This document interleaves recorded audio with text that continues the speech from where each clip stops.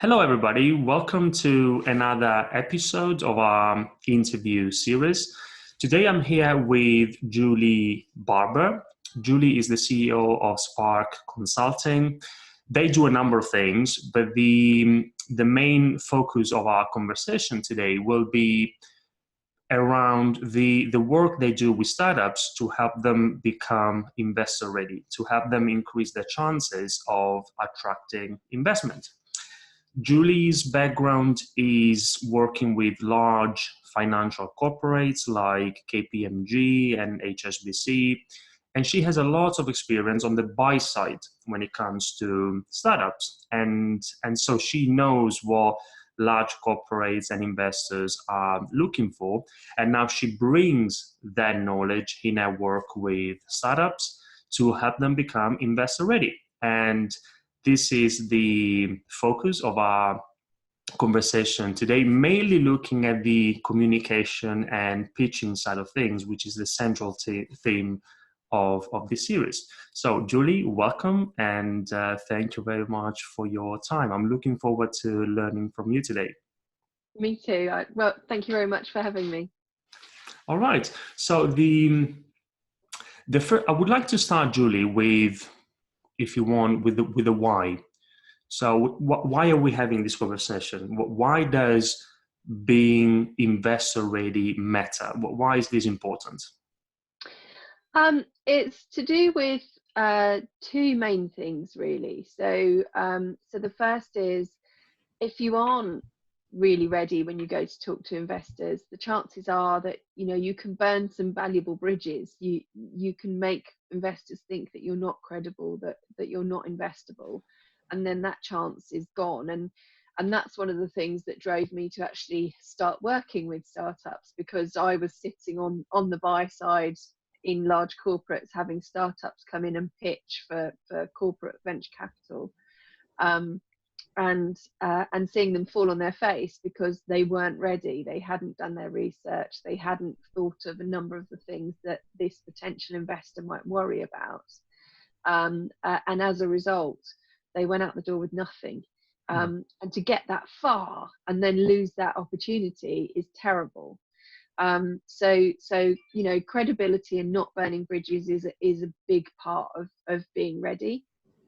And then also the other thing is speed, because every startup wants to get their money as quickly as possible.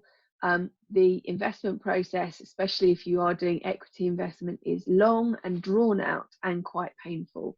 And one of the most complicated bits is, funnily enough, not pitching for investment, but once you've got that investor that says, yes, I'm interested, they then send you a list as long as your arm and maybe a bit longer of due diligence questions all about your company. And if you haven't prepared, then actually you're suddenly going to have to scramble to pull everything together that investor is going to ask you.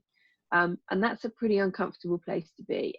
Because the investor knows that if you aren't able to come back quickly, that you are scrambling, and it doesn't look very professional to them. It makes an already quite stressful situation even more fraught, because you're worrying about trying to get everything ready quickly, and then it puts you under pressure. People make mistakes in those kinds of scenarios. So the more that you can actually prepare everything that an investor might want to know, and you can predict kind of 90 to 95% of what they might ask you up front. So if you get that ready before you actually get to the point where they say, yes, we're interested, then when they send that due diligence questionnaire through, you can literally go, here we go, send it straight back. Here's all the stuff.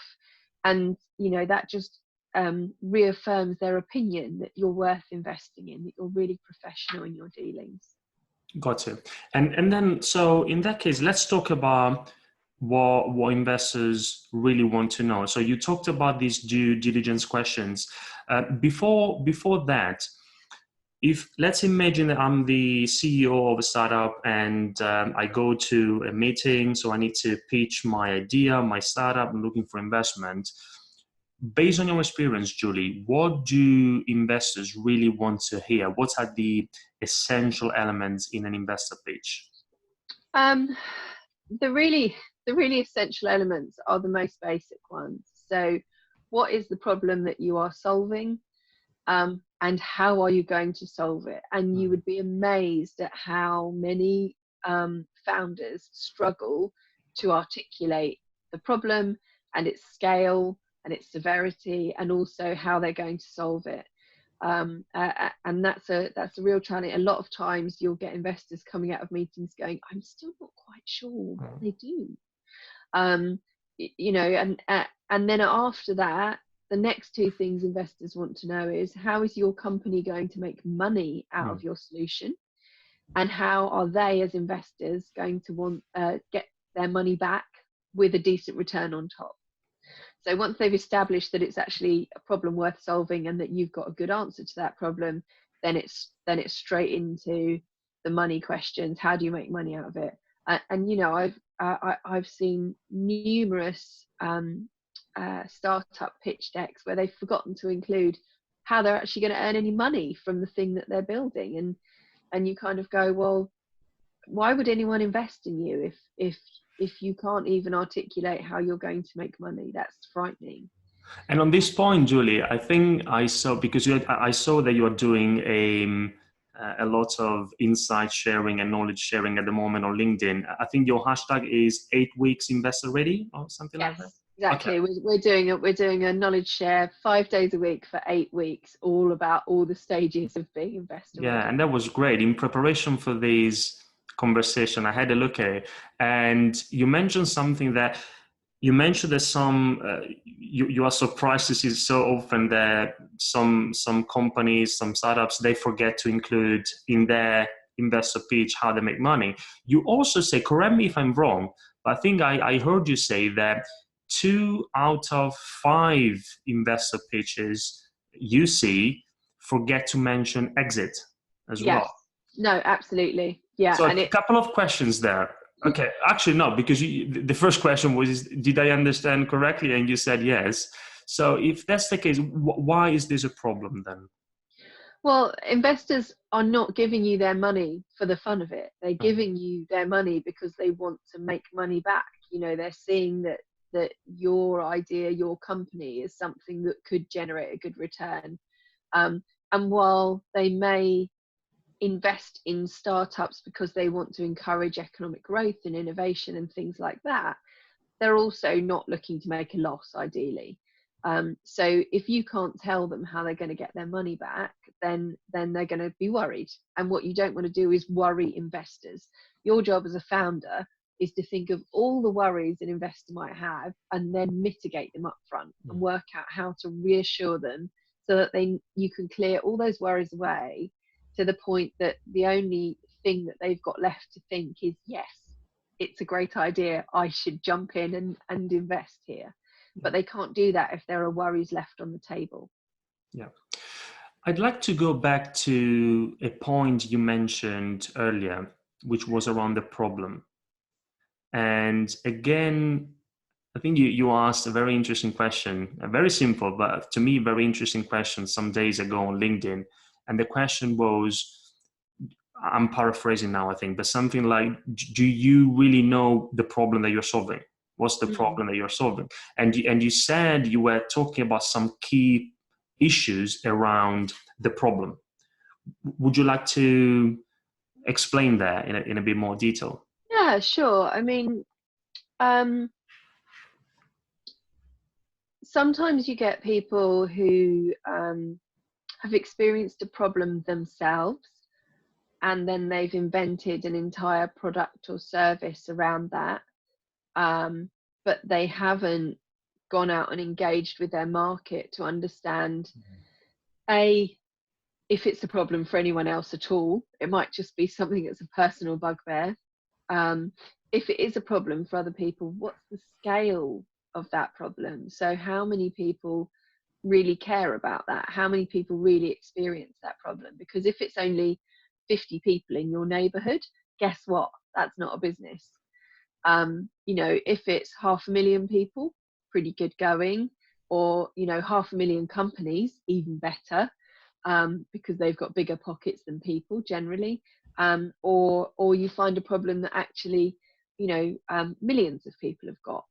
So if you take Uber as an example, their problem statement was, I can't get a cab when I need one, and I don't want to stand out on the street waving my arms in the air and hoping that a cab comes along. I want to just be in my meeting or whatever, and be able to say, I'll order one and it will be there waiting at the door when I leave, so I'm not wasting my time and energy. So they were able to tap into a problem that's really really resonates with people all over the world. So you need to be able to articulate your problem in that way. And then it also needs to be a problem that people are actually willing to pay to solve. So some things people go, oh yeah, that's a great invention, that's a great idea, but it doesn't bother them enough that they actually want to pay serious money to solve that problem. So again, you could find that you invent something that's really clever that solves a problem, but actually no one really cares enough to spend the money on it.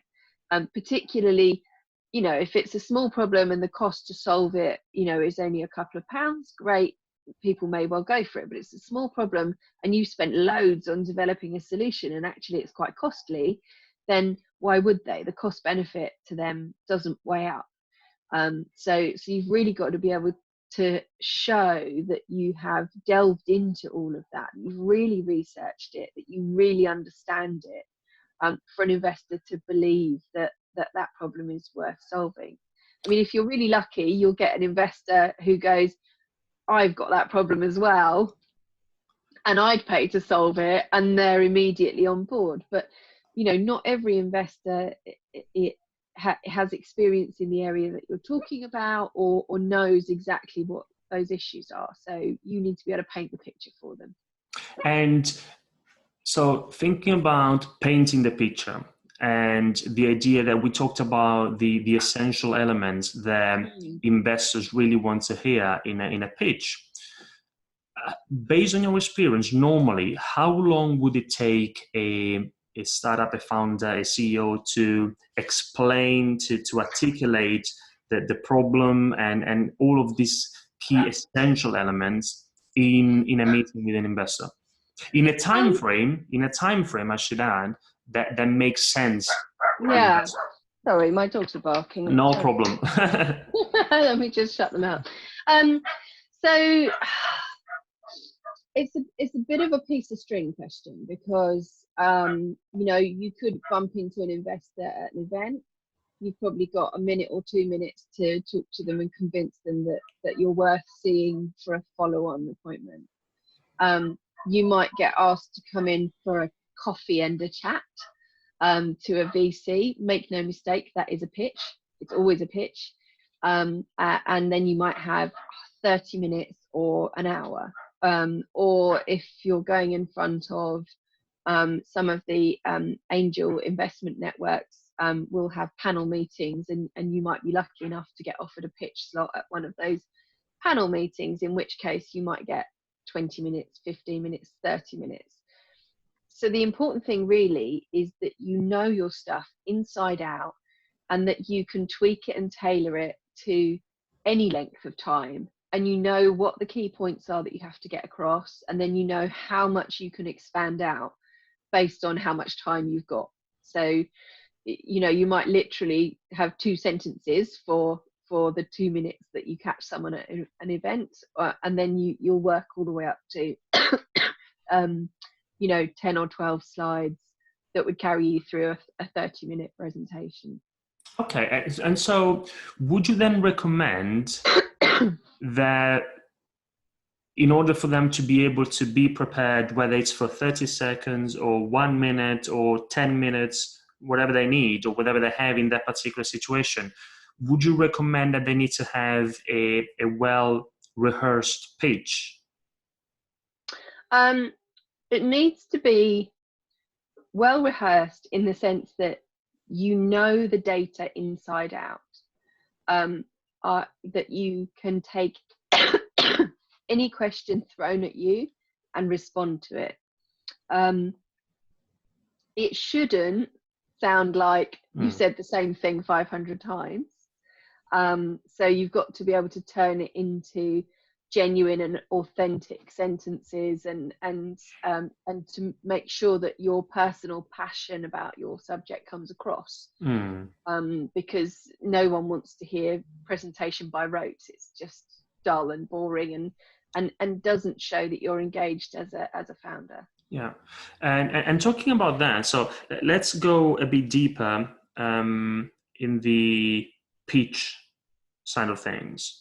I know that you, in the work you do with your clients, you have developed, please correct me if I'm wrong, Julie, but you've developed an investor-ready roadmap, which has several steps. Now, I'm particularly interested in the last step of your roadmap, which is the pitch. Would you like to unpack their elements a little bit for us? So for a startup looking for investment, what do they need to know? What do they need to consider from a pitch perspective? Sure. So for us, pitch is the last step in the 6-step process of the investor ready roadmap, and that's because it is the culmination of all the work that you've done before. So now that you've worked out everything that an investor needs to know about and you need to tell them, this is your chance to collect it all up. And actually, in our pitch phase, we include putting together your pitch deck, but also putting together your business plan and preparing for your due diligence exercise. So all of those kind of fall into that final stage. But when it comes to putting your pitch deck together, it's important to think about it as a distillation of information. So if you think about a kind of funnel, that was a really bad triangle, a funnel like that, where at the wide end, you've got your data room that has all the data that the investor might possibly ask for, hundreds and hundreds of documents potentially, and pieces of evidence that back up everything about your company. Then you move down a step and you have the business plan, which is about 25 to 30 pages of detail, but summarized from the data room. And then you're going to move into the pitch deck, which is 10 to 12 slides with very few words on them, with lots of imagery that use storytelling as much as possible to explain why people should engage with what you do. So you've got to be able to get across everything that's in that data room in 10 to 12 slides in a very simple and understandable way, without oversimplifying it to the point that people think there's no value in what you're offering. So it's never an easy job. It's that, it's the hardest bit out of the whole process. But that's what you've got to achieve, is that distillation of information. And why, Julie, I'm very curious now, because you mentioned storytelling. Why would you recommend to communicate all of the information and the insights and also the data that you have that supports your vision and your product and your solution using stories? Why is this useful? As much as people say that investment is about numbers, it isn't. It's about people and it's about emotions. So investors will only invest in people that they like, know, and trust.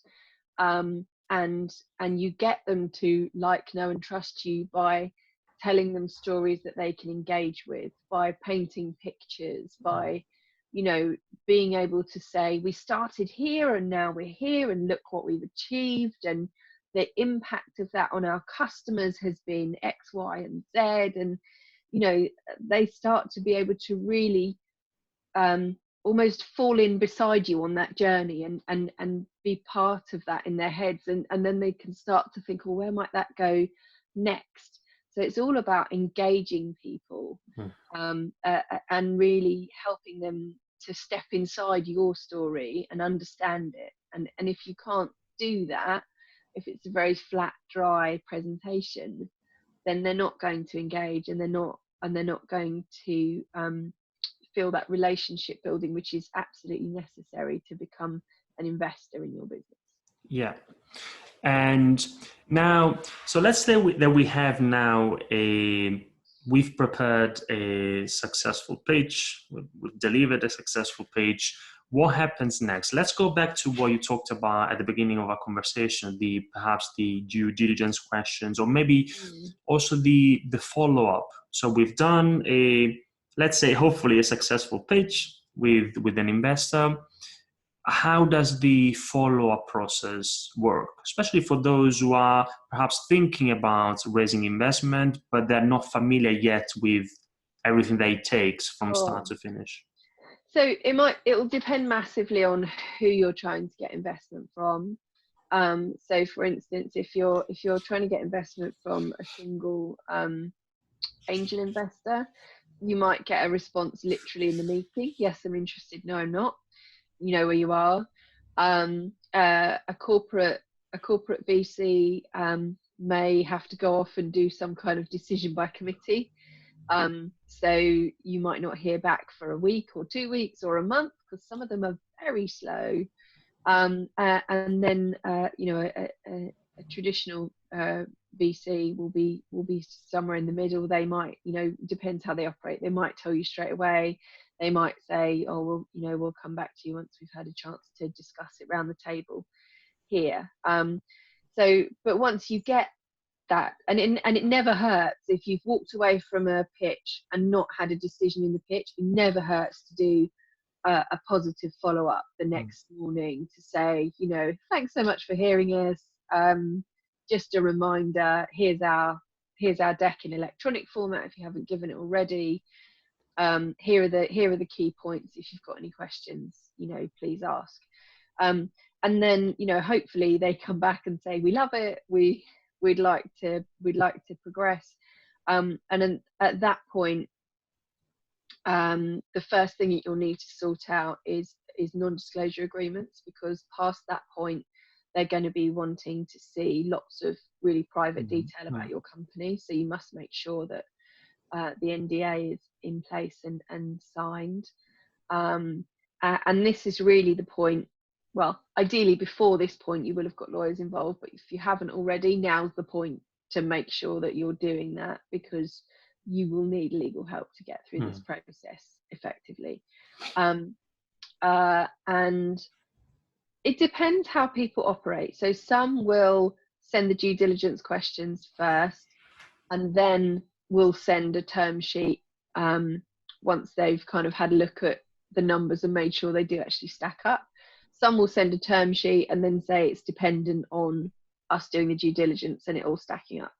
So you might get either scenario, but the term sheet is basically the outline agreement of how much money they would give you and how much equity they would expect in return, and any other terms that they want to build into the investment agreement. So that's up for discussion and negotiation and what have you. So sometimes it's helpful if they do it first, because then you can negotiate that in parallel to the due diligence going on, which is a bit of a time saver in the process. And then if they get through due diligence and say all good, then it will go to the lawyers at that point for doing all the kind of formal tying up of proper investment agreements, shareholder agreements, any changes to the articles of association of the company, and then finally you get the money, which is hopefully everything goes well.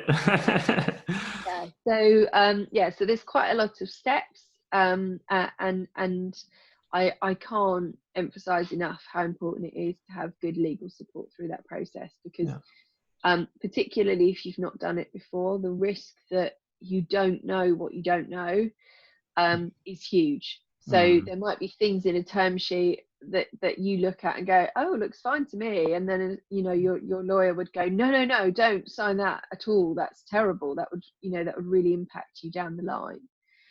So some things that I've seen, for instance, is a term sheet that said that the investors would buy 10% of the company now at a certain price, and that then they would be free to buy up to another 20% of the company at any point in the future at the same price. Now, if that company is growing massively in value and they're still able to buy it at £1 a share, then you're being hugely done out of value against your equity in the future. And the founders just hadn't quite clocked how bad the impact of that could be. So having that legal help through that process is really, really important. Absolutely. Also, because I guess with startup founders and business people, I also put myself in that category. We are no legal experts, and perhaps the way certain sentences are written, they look fine to us, but they are not at all sometimes. So absolutely, I get the point.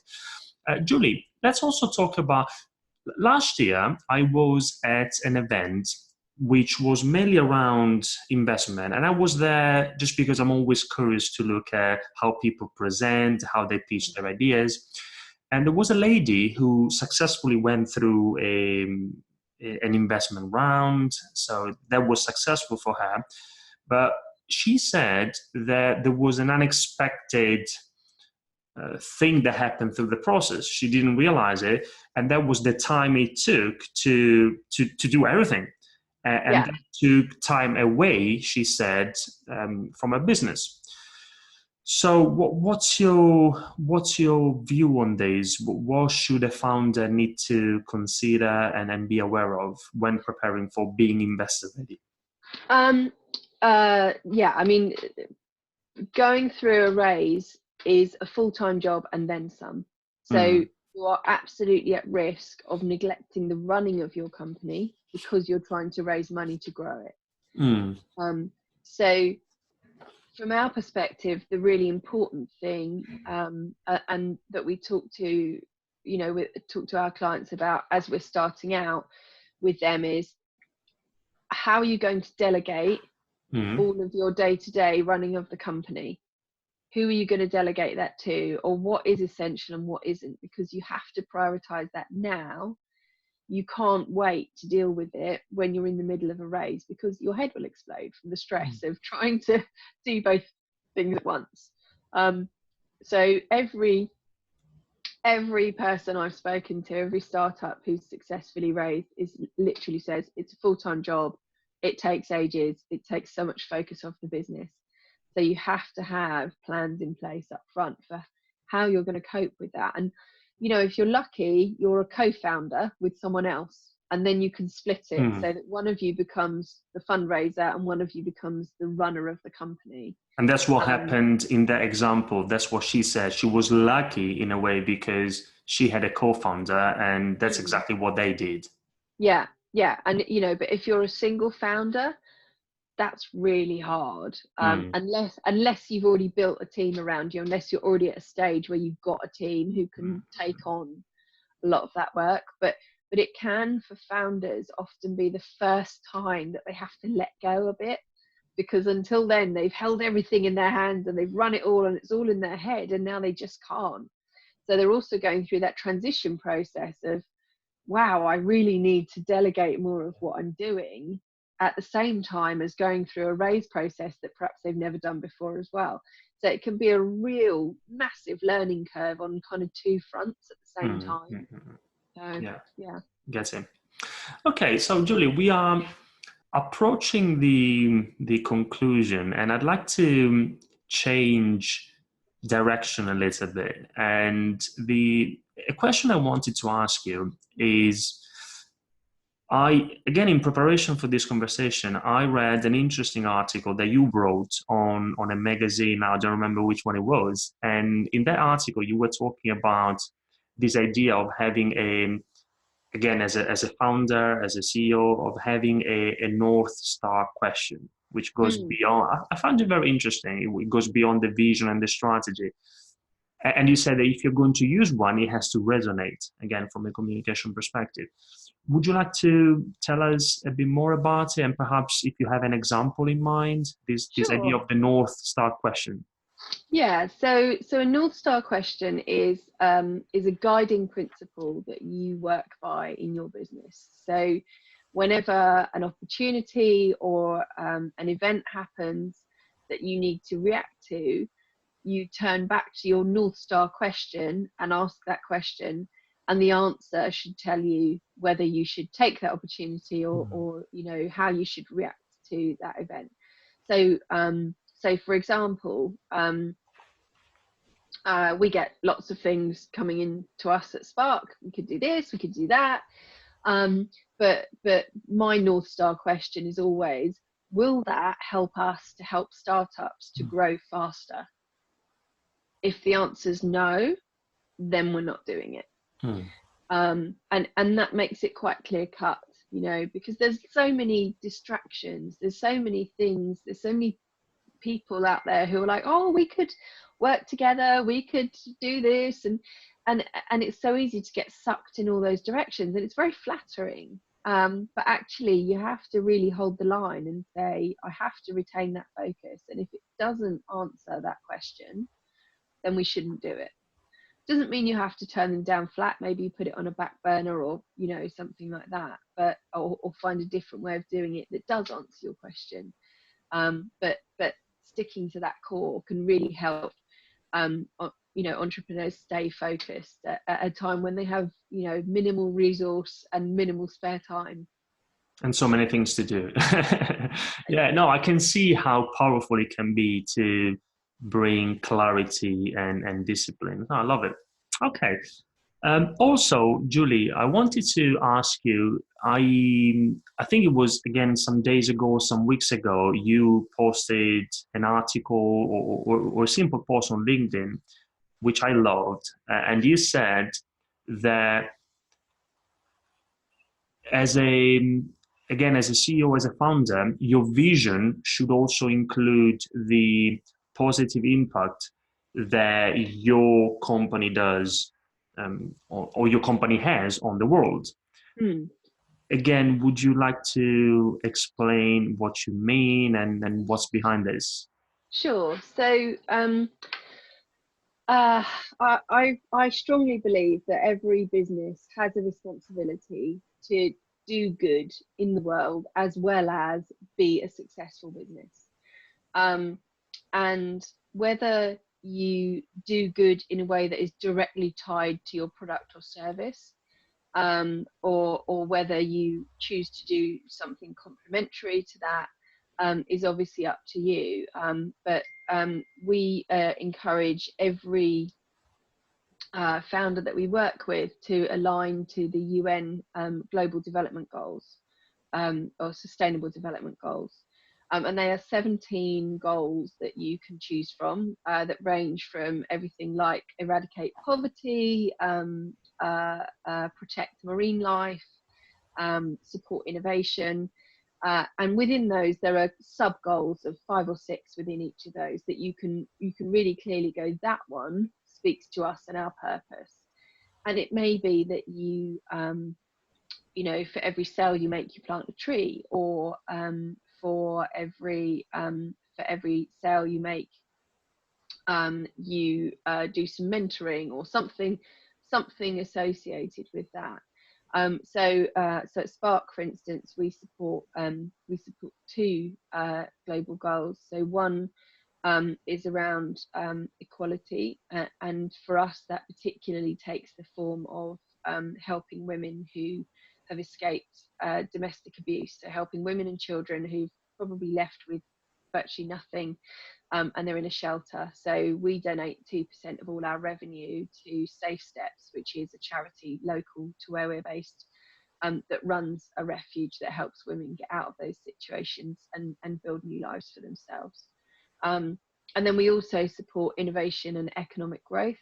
And we do that through mentoring with an organisation called Generation Success.